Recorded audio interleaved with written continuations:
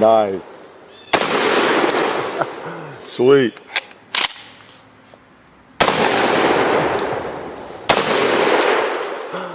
Oh, sweet. Yes, Hickok 45 here with Benelli M2. Yes, specifically this model is called the Entry, let's see, the M2 Entry Tactical. How you like that? That's pretty cool, Entry Tactical. And if you enter with this, you'll probably have an opportunity to exit, you think? So we're going to do a little shotgunning today. You notice we have one of these evil black guns, of course, but it's a nice one. Looks a little bit like mine, doesn't it? Yes, this one is on loan from the fine fellows down at Academy of Self-Protection in Jolton. We appreciate that. Because I don't have the M2, I have the M1, which I bought back in '89, I guess it was. Been around a while. This M2 is just kind of an upgrade, quote unquote, of the M1. It's you know, better sights, I think. It's a little bit of change to the bolt carrier. They've changed the magazine configuration a little bit, the way it comes off, I think, and the stock a little bit different on some of them. This one really looks a lot like my stock, actually. I took mine off and changed it out. I took the pistol grip off mine, but you know, similar gun, just some upgrades. It's still the inertia, you know, bolt system. You know, there's no gas system involved in these models. I think the M1, the M2, I guess the M3 as well. The M3 is the one that's both bolt, both semi-automatic and pump. You know, you get both with that one.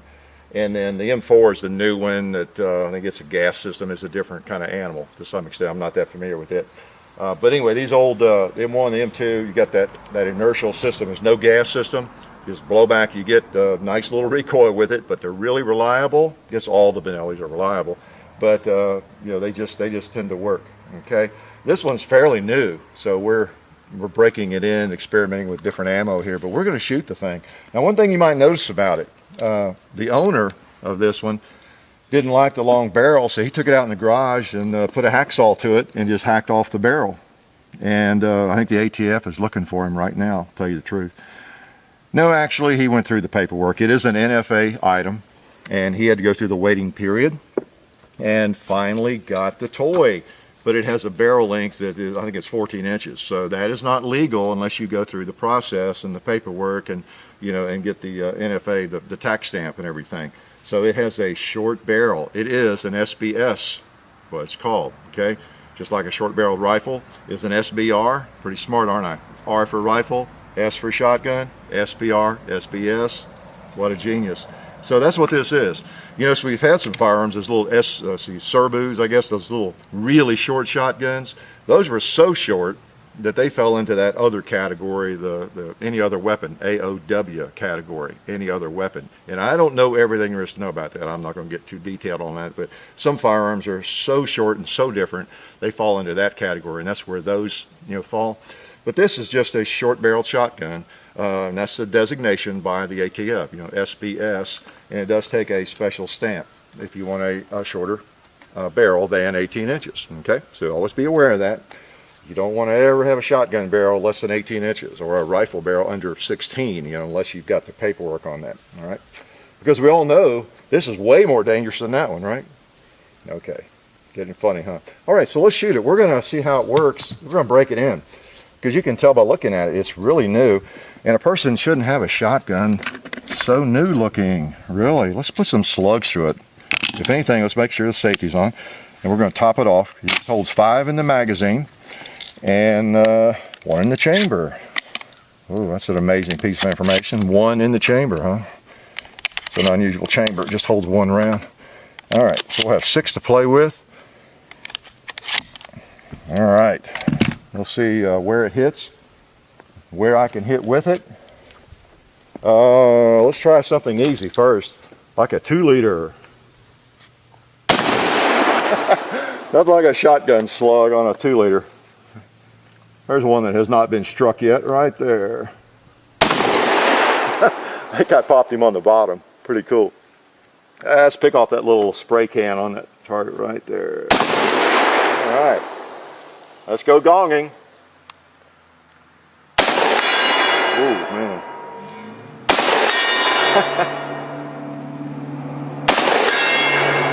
Boy, knocks the heck out of the gong. I don't know if you can tell.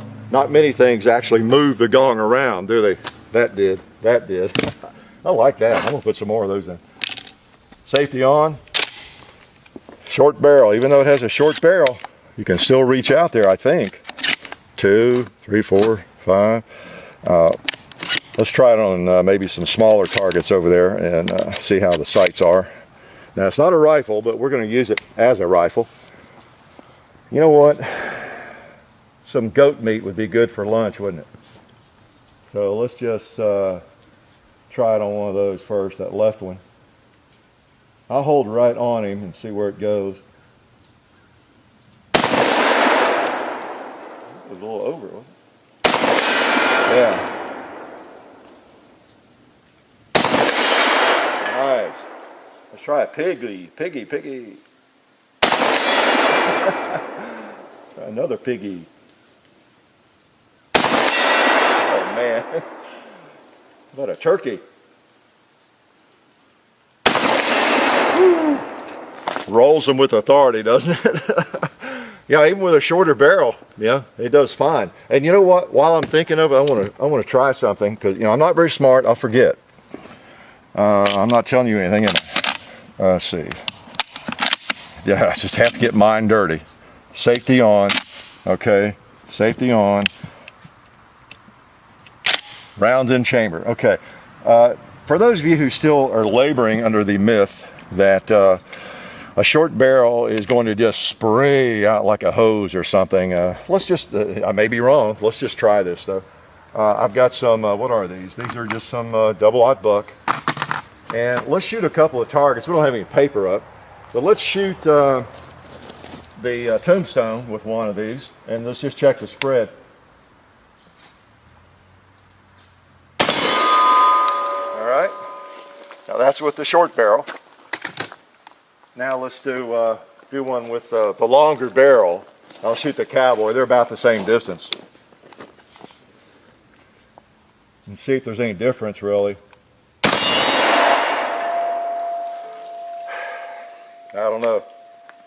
Not anything to write home about that I can really tell. So just a little experiment since we're here anyway at the range shooting. But the fact you cut it down, I guess 4 inches. Let's see, yeah, about 4 inches shorter doesn't make a world of difference. Let's also try some of this. Let's see, do I have the box? Yeah, this is, let me grab the box over here if I can reach. This is some of the Winchester AA heavy target loads there, as you can see. Just number 8 stuff.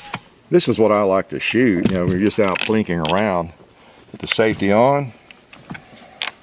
It's fun to, just shoot birdshot and stuff, and you don't really need double-aught buck or high brass slugs and that kind of thing. And this is a little heavier than just the standard field loads. The heavy target load, and that's generally what you need. If you have a new Benelli, you definitely are not going to have success, I think, with the standard, just field loads from Walmart or wherever you buy them, just the 1 ounce loads. Okay. Now I'm not so sure about some of the other models, but I know these inertia driven, like the M1, the M2, probably the M3, you do have that issue. Okay, it wants a little bit warmer ammo than just standard low brass stuff. All right, so we got birdshot. Let's put a couple more on that pumpkin.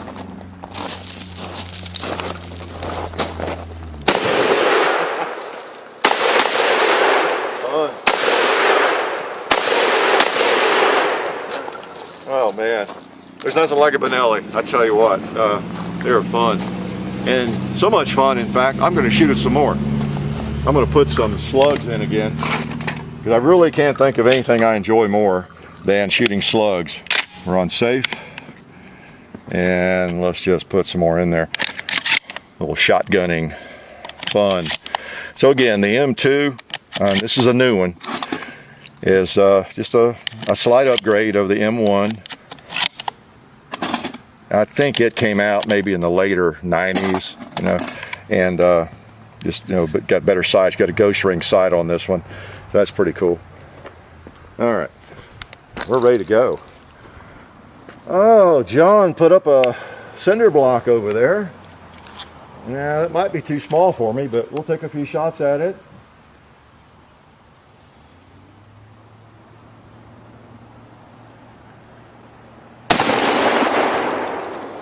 Let's see. Oh, he's a moving.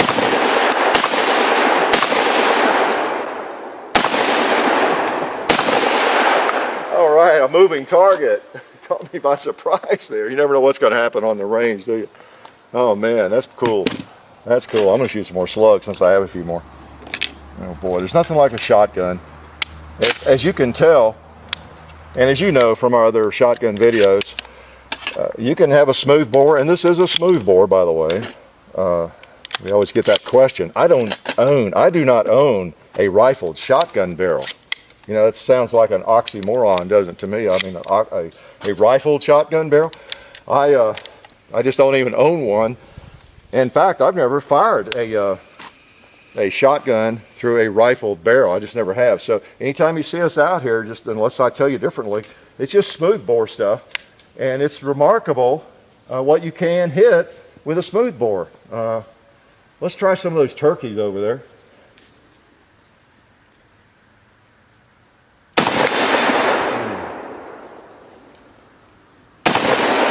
I knew that was all.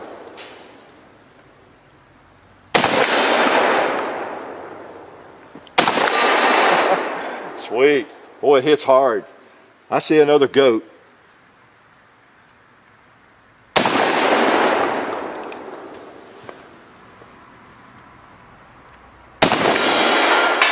All right. I'm holding on the bottom of those targets over there, kind of low. It's kind of a 6 o'clock hold. Puts it right on them. So that is pretty cool. I might take a couple more.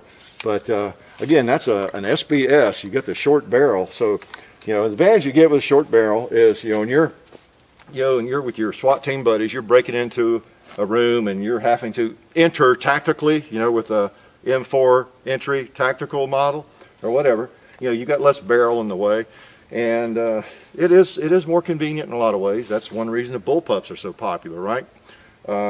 If you can manage them and can stand them. But you get a shorter barrel, and it's just much easier to wield and to maneuver. Inside a vehicle or just in any kind of situation, it's just handier inside a house or whatever you might be in. So there is a place, there is a desire, there's a reason that the shorter barrels are in demand, and they're desired. You may not care for it yourself, but they're pretty cool. You do reduce your capacity a little bit, understandably. I don't know, you could maybe argue there's a little more recoil with this one because it's lighter than mine. But as far as the function and the effectiveness of it, I don't know if there's any real difference. What have we not shot that we want to shoot? Let's just stay with slugs. Look, my shoulder is tough. It can handle it. All right, put some more in, because we can shoot almost anything here with slugs except these close metal targets. It even does some damage over there. I don't shoot them too much. And let's see, I think we need a couple more.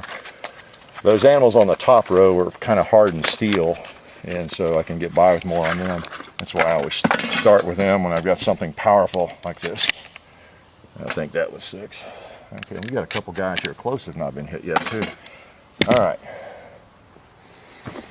Just say a couple more.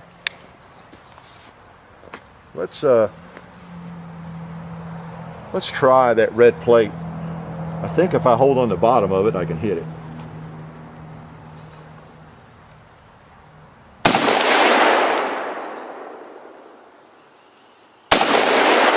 Now let's bring it up.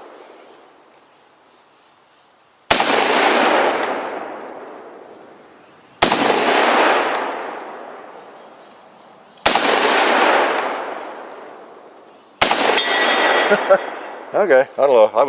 I guess I needed to hold right on it. All right, let's try some pumpkin smashing here,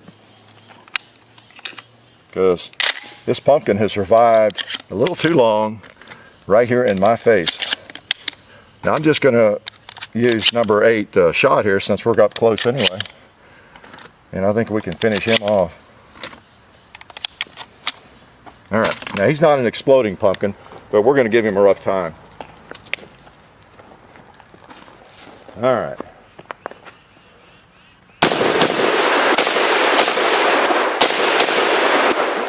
All right.